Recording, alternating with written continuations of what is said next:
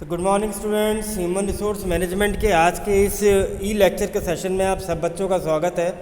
सो बच्चों, अपन आज lecture number 35 start कर रहे हैं और इस लेक्चर में जो आज अपन कंटेंट पढ़ने वाले हैं वो है कि इंडियन कॉम्पनसेशन या पे स्ट्रक्चर कैसा है और क्या उसके अंदर हम कंपोनेंट्स को इन्वॉल्व करते हैं। तो देखिए, इंडियन कॉम्पनसेशन के अंदर wages, salary, dearness allowances, incentives, fringe benefits, perks, ये सारी चीज़ें इंक्लूड होती हैं। अब इनको वन बाय वन हम एक्सप्लोर करते हैं। सबसे पहले बात करेंगे वेजेस या सैलरी की। देखिए, वेजेस या सैलरी को हम लोग रेम्यूनरेशन कहते हैं। ये वो रेम्यूनरेशन है जो हम वर्कर्स को दे रहे हैं उनके काम के बदले में। जो काम वो कर रहे हैं, चाहे वो आवरली बेसिस पे दे रहे हैं, डेली बेसिस पे दे रहे हैं, वीकली बेसिस पे दे रहे हैं या फिर मंथली बेसिस पे दे रहे हैं, तो जो भी इन्होंने हमारी ऑर्गेनाइजेशन के लिए सर्विसेज करी, जो वर्क इन्होंने किया, उसके बदले में जो हम इनको रेम्यूनरेशन पे करेंगे वो हम कह रहे हैं वेजेस। तो वेजेस जो हो सकता है ये आपका फिजिकल और मेंटल, यानी कि जो काम वो कर रहा है उसके लेवल पे डिपेंड करता है कि उसको क्या रेम्यूनरेशन या वेजेस हमें पे करनी है। जैसे मान लीजिए कि अगर उसका फिजिकल काम ज़्यादा है तो वो उसका जो रेम्यूनरेशन है वो ज़्यादा होगा। अगर टेक्निकल काम ज़्यादा है तो उसका रेम्यूनरेशन उस हिसाब से होगा। तो बेसिकली एम्प्लॉय या वर्कर की जो वेजेस या रेम्यूनरेशन तय होती है वो उसके प्रोफाइल पे तय होती है कि वो कौन सा वर्क कर रहा है। तो यहाँ पे भी हमें वेजेस के तौर पे तीन चीज़ें कंसीडर करनी पड़ती हैं।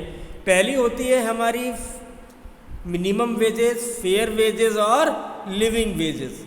मिनिमम वेजेस कौन सी होती हैं? ये वो वेजेस होती हैं जो एक वर्कर के लिए कहा गया है कि अपनी बेसिक नीड को फुलफिल कर सके। जो उसकी फैमिली है, जो वो खुद है, अपनी बेसिक नीड को वो फुलफिल कर सके, वो उतनी उसको मिनिमम वेजेस मिलनी चाहिए। तो कमेटी जो है फेयर वेजेस की, उन्होंने मिनिमम वेजेस को क्या बताया है? The wages must provide not only the bare substance of life, मतलब वो सिर्फ जीवन नहीं जी सके, उस जीवन में चीज़ों को यूज़ करने के बाद कुछ पैसा अपने लिए बचा भी सके। इसलिए मिनिमम वेजेस एक्ट या मिनिमम वेजेस का प्रावधान लाया गया।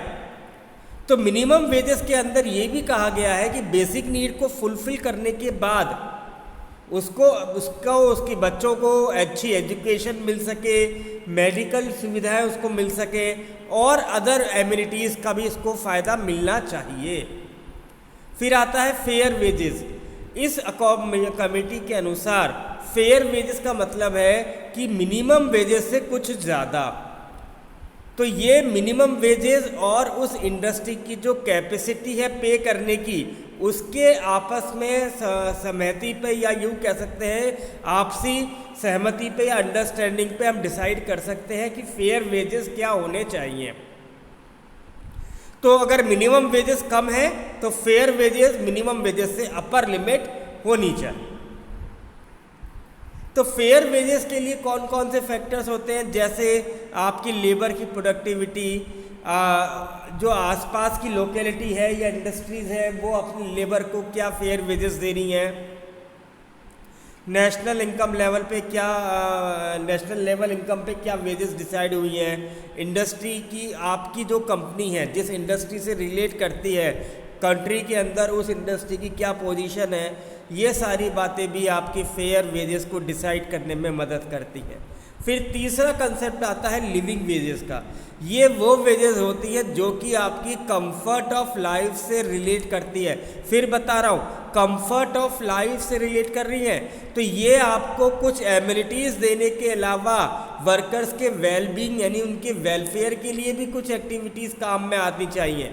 तो according to fair wages committee क्या कहा जा रहा है? लिविंग में वेजेस वो होती है जो पर्सन यानी मेल कैंडिडेट खुद के जीवन यापन के लिए तो पैसा कमा ही रहा है, उसकी फैमिली भी उस पैसों से जी सकती है, उसके साथ जो डिपेंडेंट हैं वो भी इजीली जी सकते हैं, और जो अदर बेनिफिट हैं, जो लाइफ की ज़रूरी चीज़ें हैं, उसका भी वो क्या ही कर सकता है, यूज़ कर पाए। जैसे उसके बच्चों की एजुकेशन, मेडिक्लेम, स्वास्थ्य संबंधी समस्याएं या उनका सॉल्यूशन, इसके अलावा सामाजिक जो नीड है, सोशल नीड को फुलफिल करने के लिए भी उसको लिविंग वेजेस का प्रावधान रखा गया है। दूसरा पॉइंट आता है सैलरी। देखिए सैलरी का मतलब क्या है, सैलरी एम्प्लॉयज़ को दी जा रही है।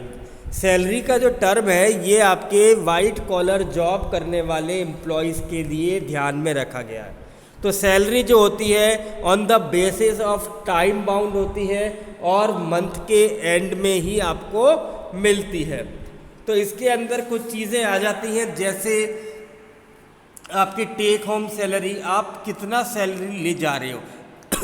तो टेक होम का मतलब है आपका जो भी पैसा आपको मिल रहा है उसमें पेंशन, इनकम टैक्स, पीएफ, इस तरीके के पैसे का डिडक्शन होने के बाद जो पैसा आपके हाथ में बचता है, जिसे हम लोग कहते हैं कैश इन हैंड, वो पैसा होता है टेक होम सैलरी। फिर आता है आपका dearness allowance. Under section 3 minimum wages act, dearness क्या कहता है, ये आपकी जीवन यापन करने के लिए, क्योंकि जिस जगह आप रह रहे हो वहाँ पे महंगाई चीज़ें बढ़ती रहती हैं, तो जिस स्पीड से महंगाई बढ़ती है उस प्रकार से सैलरी नहीं बढ़ती। तो सरकार ने ऐसे केस में आपके लिए डियरनेस अलाउंस भी देने का प्रावधान रखा है। तो ये जो आपका डियरनेस अलाउंस है ये इन्फ्लेशन को ध्यान में रखते हुए दिया जा रहा है, और इसके साथ साथ जैसे आपका city compensatory allowances, house rent allowances, medical allowances, educational allowances, convenience allowances, ये भी आपके कंपनसेशन के पैकेज के अंदर ही इंक्लूड होता है। तो ये सारी चीज़ें आपकी बेसिक सैलरी के साथ ऐड हो जाती हैं और आपका एक पूरा कंप्लीट पैकेज बन जाता है। तो इन सब अलाउंसेस के अलावा भी कंपनसेशन डिपेंड ये करता है कि आप कौन सी जॉब को कर रहे होगे कंपनी के अंदर, किस जगह आप कर रहे हो, एम्प्लॉयर की शर्तें क्या है, टर्म्स क्या है, कंडीशन क्या है, ये सारी चीज़ें भी आपके पैकेज या कॉम्पनसेशन को डिसाइड करने में मदद करती हैं। देन आता है इंसेंटिव। इंसेंटिव क्या है, इंसेंटिव एक रिवॉर्ड होता है जो हम एम्प्लॉय या वर्कर को उसकी वेजेस या सैलरी के साथ कुछ एडिशन देने के लिए या उसको मोटिवेट करने के लिए उसको पैकेज दिया जाता है। ये नॉर्मली इंसेंटिव जो वर्ड होता है ये आपकी परफॉर्मेंस को अप्रेस करने के लिए ज़्यादा काम में आता है। इससे क्या होता है, आपकी प्रोडक्टिविटी मान लीजिए आपने बढ़ाई हो, सेल्स आपने बढ़ाई हो, टारगेट आपने अचीव किए हो, तो आपकी को मोटिवेट करने के लिए, आपको एनकरेज करने के लिए इंसेंटिव को यूज़ किया जाता है। ये आपकी सैलरी और आपकी वेजेस से में कुछ एडिशन या ऐड होकर पैकेज मिल जाता है। फिर आते हैं fringe benefit and perquisites. Fringe benefit का मतलब क्या है कि ये आपके कुछ सप्लीमेंट्री बेनिफिट्स हैं, बट ये जो बेनिफिट हैं पर्क्स या फ्रिंज बेनिफिट, ये नॉर्मली हायर डेजिग्नेशन वाले लोगों को दी जाती हैं, जैसे मैनेजमेंट के लोग, सीईओ लेवल के लोग, प्रेसिडेंट लेवल के लोग, वाइस प्रेसिडेंट लेवल के लोग। तो ये कुछ एडिशनल पैकेजेस होते हैं जो हायर रेस्पॉन्सिबिलिटी और हायर पोजीशन के लोगों को सैलरी के साथ कॉम्प्लीमेंट्री दिए जाते हैं। जैसे आपके लिए PF, gratuity, medicare, hospitalisation, accident relief, paid holidays, ये सब आपके फ्रिंज बेनिफिट्स होते हैं, ये आपको एडिशनल मिलते हैं। पर पर्क्स जो होते हैं, जैसे मान लीजिए आपको कंपनी ने कार प्रोवाइड करा रखी है, आपको एक अच्छा फर्निश होम दे रखा है, आपके लिए अदर कंपनी ने अपने यहाँ पे कह रखा है कि आपके इतने % शेयर हर बार आपके इसमें ऐड हो जाएंगे कंपनी के, ऐसे ही आपको कोई अच्छे क्लब की मेंबरशिप कंपनी दिला देती है, तो ये आपके पर्क्स के अंदर ऐड हो जाते हैं। तो कॉम्पनसेशन मैनेजमेंट के अंदर हमने 2 फॉर्म देखी हैं। जिसके अंदर एक आता है वेजेस और एक आता है सैलरी। तो वेजेस क्या हुआ, जो मैंने आपको पहले बताया, वेजेस तो क्या है, आपको लेबर का काम करना है या कोई ऐसा वर्क जहाँ पे फिजिकल ज़्यादा है या टेक्निकल काम ज़्यादा है, तो उसके बेसिस पर आपको आवरली बेसिस पर, वीकली बेसिस पर, डे बेसिस पर या फिर मंथली बेसिस पर वेजेस तय की जाती हैं। तो अगर हम नैरो सेंस की बात करते हैं तो वेजेस क्या है, वेजेस हमेशा ब्लू कॉलर वाले वर्कर्स को दिया जाता है।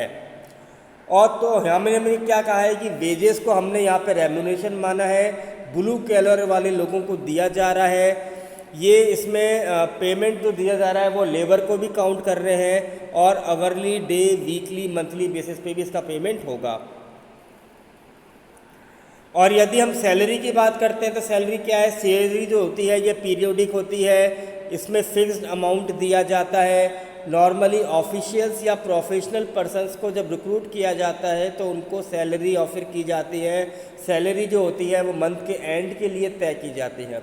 तो सैलरी एक इकोनॉमिक कॉम्पनसेशन है, पीरियोडिक है, फिक्स्ड पेमेंट इसमें किया जाता है। वाइट कॉलर वाले लोगों के लिए ये चूज़ किया जाता है और इसमें जो सर्विसेज होती हैं ये एम्प्लॉयर द्वारा तय की जाती है कि आपको काम क्या करना है। तो सैलरी जो है इकोनॉमिक कंपनसेशन भी है और ये एम्प्लॉयर और एम्प्लॉय के बीच का एक कॉन्ट्रैक्ट है कि ये जो आप हर दिन आके 8 घंटे काम करोगे, इसके बदले में आपको कितना फिक्स अमाउंट मिलेगा। तो यही था बच्चों अपना लेक्चर नंबर 35। आई होप कि आपको ये टॉपिक समझ में आ गया होगा। Thank you very much.